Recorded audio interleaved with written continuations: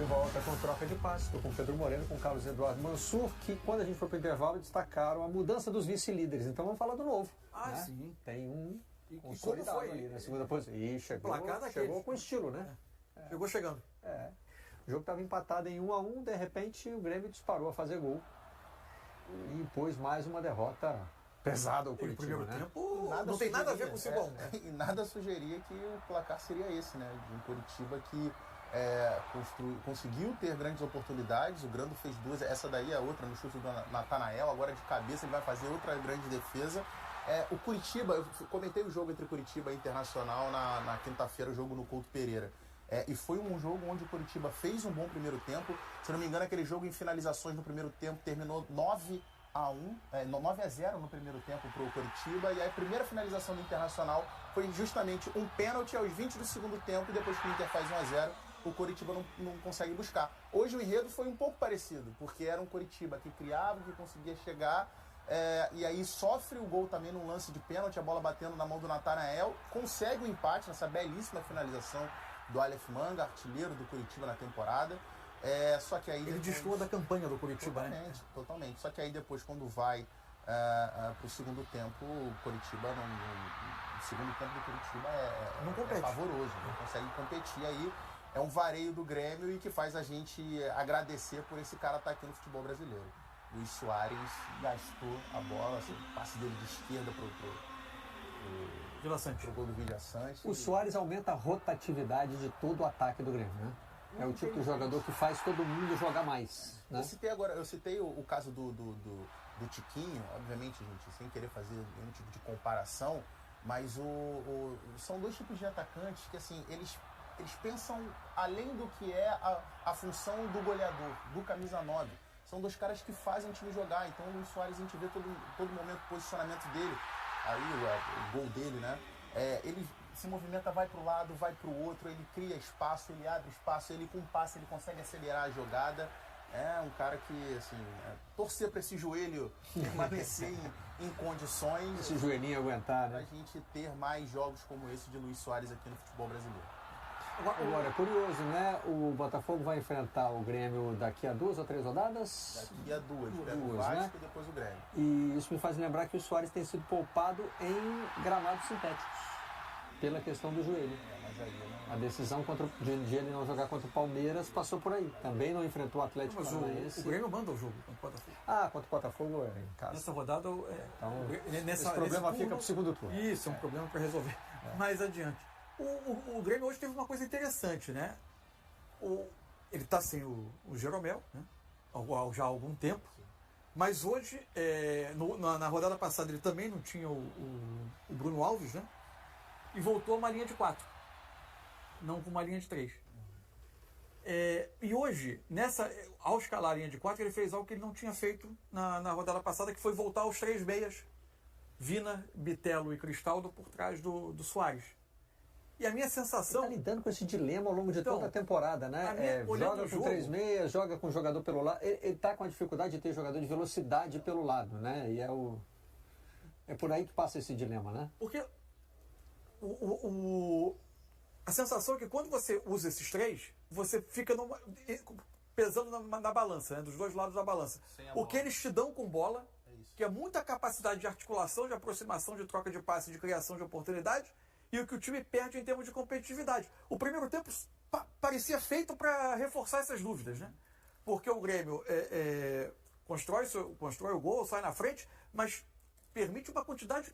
O jogo é 5-1 com 17-17 em finalizações. O próprio lance do gol do Aleph Manga, ele vem conduzindo a bola com muito espaço. A finalização dele é da entrada da área e ninguém chega ali para poder bloquear. E várias vezes o Curitiba, que é um time que não é um time com tanta capacidade de competir assim, né? Várias vezes ele teve muita tranquilidade quando saía da primeira pressão do Grêmio, de encontrar espaço. Por outro lado, o segundo tempo, e aí você tem que pesar um Curitiba que foi como se não tivesse voltado no intervalo, mas o Grêmio consegue fazer o jogo acontecer no campo ofensivo por muito mais tempo, criar oportunidades, os jogadores se aproximarem e aí mostrar tudo que esses jogadores dão ao time quando se aproximam para jogar. Agora, em outro tipo de jogo é possível que essa dúvida fique na cabeça do Renato. Eu acho que um jogo desse tamanho, por exemplo, contra o Botafogo, é um jogo onde a gente vai ter que observar qual vai ser a ideia do Renato para a partida. Porque é um time, vai enfrentar um time que, como a gente já destacou no bloco anterior, tem uma solidez defensiva muito grande, e é um time que também agride demais se você não tiver uma recomposição, uma aceleração nessa transição. Então é um jogo enorme aí pro Grêmio. Hoje o Bruno já estava no banco, né? Foi mesmo uma opção. Sim. Ele já poderia ter voltado à linha de 5, não voltou. Contra o América Mineiro, quem jogou na linha de 3 meias foi o Cuiabano, hoje jogou o Vina. Sobre os números do jogo, é muito curioso que...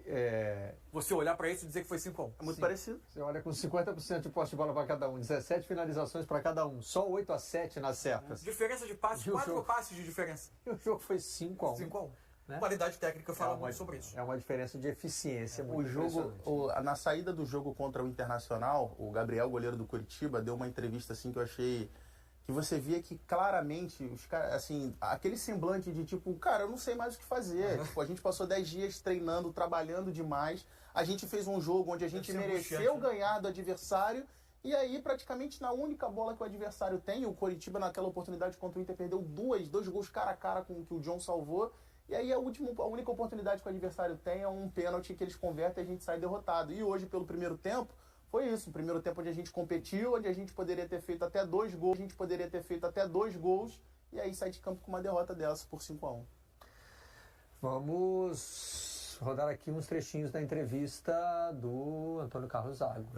O tom subiu, né? Sim, essa foi talvez um dos momentos mais marcantes dessa jornada do Coritiba. Aí, então.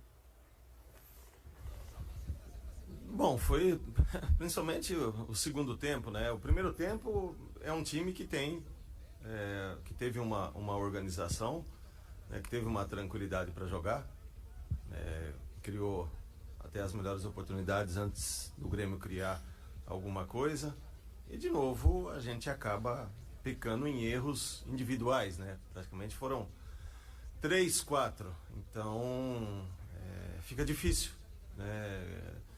Um segundo tempo muito abaixo daquilo que a gente pode fazer, sem alma, né, que pelo menos você tinha que colocar dentro de campo. E mais uma vez a gente sai com uma derrota, como aconteceu no jogo passado também, que nós fazemos um grande primeiro tempo, aí numa jogada individual de um pênalti a gente acaba pagando. Então é hora da gente melhorar alguma coisa individualmente, porque senão a gente não vê muita saída, a não ser que cheguem alguns reforços no futuro. Bom, de novo, eu acho que se não chega alguns reforços para você qualificar o elenco, é muito difícil. Essa é a minha opinião, porque já é uma coisa que vem acontecendo desde o Campeonato Paranaense, não é de agora, né?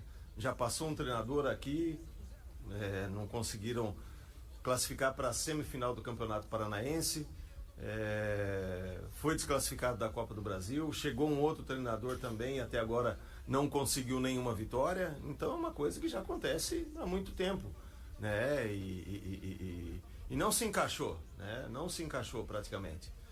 A gente sempre procura falar, mas não tem como, né, o treinador entrar no campo, fazer gol, não tem como o treinador entrar no campo e acertar as coisas, né? Foram muitos erros individuais, né? Em todos os jogos a gente cometeu um erro individual que a gente acabou pagando. Então assim, principalmente hoje no segundo tempo, não dá para entender, né, o que aconteceu com a gente depois de um primeiro tempo. Acho que o melhor primeiro tempo, até melhor do que no jogo contra o Internacional, jogando na casa de um adversário de peso, a gente soube jogar, soube buscar o resultado. E no segundo tempo, praticamente, os jogadores entregaram o resultado, né? Então, assim, não sou de falar disso, mas chega uma hora também que não dá para você segurar, né? Não tem como eu acertar um passe, não tem como eu me posicionar numa jogada de escanteio. Olha,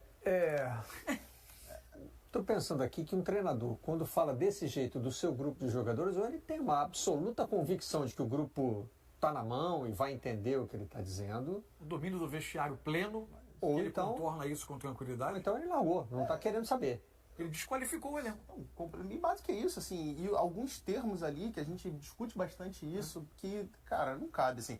Eu não tô querendo ensinar ninguém a trabalhar, mas para mim o Zago ali deu uma aula de como não gerir um elenco. E além do futebol. No começo, o sem alma já tinha me chamado a atenção. E daí ele foi só ladeira abaixo. Ele fala de entregamos o jogo, desculpa, mas não pode usar esse tipo de termo. A gente está falando aqui. A forma como que tá o futebol, futebol brasileiro, cara, tem termos ali que não dá para usar. Até a questão da violência precisa ser pensada. Tem razão. Exatamente, você tem total razão. Isso. E eu estou tentando imagina a reapresentação do elenco amanhã. Como é que vai o clima dos jogadores com a comissão técnica? Quando ele fala, ou a gente melhora individualmente, porque não tem como treinador, ele se exime do problema absolutamente. Coletivamente o time está fantástico. Tudo que é possível fazer. E aí começa a elencar todas as derrotas que o grupo sofreu ao longo da temporada, né? Já passou um outro treinador aqui, não conseguiu nem chegar na semifinal do Paranaense, já foi eliminado da Copa do Brasil. É quase dizendo, com isso aí não dá. Desastroso. E a própria questão dos reforços, assim, eu não sei o que foi acordado lá na contratação dele com a diretoria, mas assim, se ele viu o plantel, viu o elenco que o Coritiba teve e aceitou o trabalho... Sobre a diretoria, depois da coletiva, o Arthur Moraes, que é diretor executivo da SAF do Coritiba, disse que o Zago foi sincero e real, palavras dele, ou seja, ele naquilo concorda. Que é o atual momento do Coritiba. Ele endossou o discurso do treinador. Vamos ver o clima que vai ter agora no Couto Pereira para a sequência do Coritiba, que faz uma das piores campanhas da história de todos os times na Série A do Campeonato Brasileiro. O pior aproveitamento, se eu não me engano, é da Chapecoense com 11%. Curitiba, se eu não me engano, tem 13%. Assim, é muito difícil a gente estar falando de livrar do rebaixamento. A gente está falando da 12ª rodada, cara. O Campeonato Brasileiro tem dos dois extremos. O Coritiba faz uma campanha que, se projetada para os 38 jogos, vai bater com um recorde negativo ali, né? Vai duelar e na ponta tem uma campanha do Botafogo que, se você projetar para 38 jogos, dá recorde positivo. O Botafogo faz uma campanha hoje que, se mantiver um aproveitamento, dá 95 pontos. Só eu falei das piores campanhas do Campeonato Brasileiro de pontos corridos com 20 clubes. Sempre bom a ressalva. Porque... Claro. O Botafogo bate 95, a melhor campanha até hoje ainda o Flamengo de 19? 90, né? 90 pontos. 5 pontos a mais do que o Flamengo do Jorge Jesus. Impressionante. Eita. Bom, vamos agora para outra entrevista coletiva, para o Renato Portaluppi. Quanto ao jogo, o jogo é sempre muito difícil, não importa a colocação do adversário. O Campeonato Brasileiro é um campeonato muito perigoso. Você ganha 2, 3 jogos, você sobe muito na tabela. Você perde 2, 3 jogos, você cai muito na tabela também. Então é importante, a gente vem jogando bem, a gente vem construindo os resultados. Hoje é o Grêmio vice-líder do campeonato. Você colocou bem, muita gente não acreditando, mas o Campeonato Brasileiro é assim mesmo. E hoje nós enfrentamos mais uma equipe retrancada, que está numa situação difícil na tabela. Não começamos bem o jogo, apesar de termos saído na frente do adversário. Se demos um empate, se demos alguns espaços no primeiro tempo, onde o adversário se aproveitou, criando algumas oportunidades. No segundo tempo, nós procuramos tirar esses espaços do adversário, fizemos o segundo gol logo no início, e logo depois fizemos o terceiro, que deu uma tranquilidade maior para a equipe. Depois nós fomos construindo as situações, fizemos mais 2 gols. E o mais importante de tudo que a gente conquistou, mais uma vitória, fizemos o nosso dever de casa. Eu volto a repetir, não é porque o Coritiba estava em último lugar na tabela que o jogo ia ser fácil. Dificultou bastante para a gente, mas acho que a consistência de todo o grupo. Você vê que hoje nós mudamos de novo a equipe, mudamos alguns jogadores, colocamos jogadores mais descansados também, já que nós tínhamos jogado na última quinta-feira. E eu sempre falo para eles, para o jogador estar pronto, né? Porque qualquer um deles pode começar a partida. E é por isso que eu tenho feito digamos assim, esse rodízio na equipe. O mais importante de tudo, que está tendo a entrega de todos eles, e a gente vem conquistando as vitórias. Não, minha opinião continua a mesma. Quanto mais opções, mais longe a gente pode chegar. Hoje o Grêmio é o vice-líder do campeonato. Isso não quer dizer que o grupo do Grêmio é o melhor grupo do Brasil. Nós temos um grupo bom. Mas quanto mais opções o treinador tiver, mais longe a gente pode chegar. Porque não adianta, ninguém vai me tirar da cabeça. Aliás, quem conhece futebol sabe o quanto é importante velocidade. A velocidade no futebol é tudo. E eu teria mais uma opção, entendeu? Muitas vezes a gente rouba a bola do adversário, a gente tem espaço para contra-atacar e a gente não consegue muitas vezes fazer isso justamente porque a gente não tem velocidade. E a velocidade é importante, principalmente quando você está na frente do marcador ou você está jogando fora de casa e o adversário também te dá espaço. É importante essa velocidade. Então, eu volto a repetir, não quero ser sempre com o mesmo discurso, mas eu entendo o problema financeiro do clube. A gente tem conversado bastante, a gente tem trocado ideias. Vamos aguardar aí mais uns dias para ver na abertura da janela o que vai acontecer. Na época, quando eu falei isso, o Grêmio estava muito bem e tanto o Flamengo como o Atlético, o Palmeiras não estavam assim tão bem. Isso não quer dizer que eles são muito superiores a gente ou o Grêmio passou a ser superior a eles. Não, o futebol depende muito do que você faz em campo. Eles têm os cofres cheios, o Grêmio não tem. É muito fácil, então, de repente, você analisar um problema numa posição, escolhe 3 jogadores, manda a diretoria ou o presidente buscar um jogador, entendeu? Coisa que não acontece aqui no Grêmio. Mas a gente vai buscando as vitórias, a gente vai brigando com esses clubes aí. Não são só esses grandes aí que têm dinheiro. O Campeonato Brasileiro é muito difícil. O importante é o Grêmio estar lá em segundo lugar. Se o Grêmio é um candidato ao Campeonato Brasileiro, não vamos nos precipitar, não vamos achar que o Grêmio vai ser campeão brasileiro. Não, muita calma, muitos pés no chão, jogo a jogo, degrau a degrau, a gente vai buscando as vitórias, buscando os resultados, tanto no Brasileiro como na Copa do Brasil. Vamos ver até onde o nosso grupo pode chegar. E aí eu volto a repetir, se a gente tivesse os reforços na abertura da janela, nós vamos ficando mais fortes, mais opções, e aí sim a gente pode pensar realmente... É um assunto muito delicado. Só as pessoas que estão aqui dentro, no caso o presidente, a diretoria, e eu, que a gente sabe o que a gente tem conversado, o que a gente tem trocado ideias. Eu converso bastante com a diretoria, com o presidente, converso bastante com o Soares também. Então tem certas coisas que a gente procura segurar aqui dentro, entendeu? Porque cada um tem uma opinião lá fora. Não estou dizendo, bem pelo contrário, inclusive. Os 2 colegas deram a notícia, entendeu? Não estou condenando eles, pelo contrário, gosto dos 2, são excelentes profissionais, entendeu? Mas tem muita coisa ainda para acontecer. E não sou eu, treinador do Grêmio, que vai começar a falar do assunto, a se expressar. Lá na frente eu até posso falar, mas tem muita coisa acontecendo sim. Então não vamos crucificar nem o clube e nem os 2 jornalistas, entendeu? Muita coisa ainda vai acontecer. Eu espero que seja um final feliz, eu como treinador, entendeu? Porque a gente precisa dele, entendeu? Ele sim tem dores no joelho também, tem outras coisas acontecendo, mas isso aí já foge de mim. Isso aí é um problema do presidente, com a diretoria, juntamente com o jogador, entendeu? Eu espero que as coisas possam se resolver da melhor maneira possível, entendeu? Para que a gente possa continuar tendo o Soares. O Renato dessa vez não chamou ninguém de débil mental, né? Foi respeitoso com os jornalistas que deram notícias sobre as dores no joelho do Soares. É curioso que tenha terminado falando sobre ele, porque passa pela questão dos reforços, né?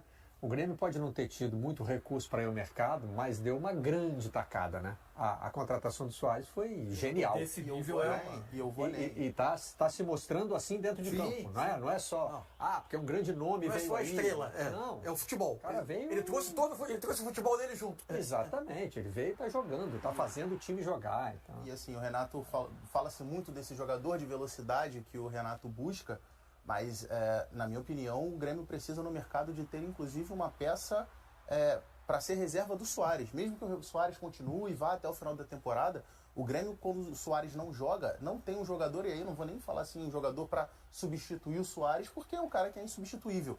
Mas alguém com a característica parecida. O Soares, ele é o 9 e ele é o 10 ao mesmo tempo do time. Ele é o cara que finaliza, é o cara que cria. O Soares é um sistema ofensivo inteiro. É isso, e o Grêmio não tem... Eu só falei sobre o Soares há um tempão. Ele foi 9 na vida porque quis, né? Se quisesse ser 10, tinha uma carreira para ele seguir. Né? Ele não ia ser o Messi, mas ia ter um lugar dele no futebol como 10 também. A capacidade de finalização é absurda, né? Agora, o Renato contradiz completamente a entrevista de dirigente do Grêmio, dizendo que a notícia nunca aconteceu. De fato, há algo. A apuração não surgiu do nada, né? Os companheiros que noticiaram não tiraram isso do nada. O Renato disse: Ele tem dores no joelho e tem muitas outras coisas acontecendo, esperando um final feliz. Ou seja, é um assunto que está claramente na agenda, na pauta do Grêmio e na lista de preocupações de quem é responsável pelo futebol do Grêmio. É óbvio que tem alguma coisa. O cara sai do jogo, a expressão do Soares saindo de campo é de quem está morrendo de dor. O cara chega, senta a primeira coisa é botar o gelo no... Assim, não é possível que não tenha nada, né?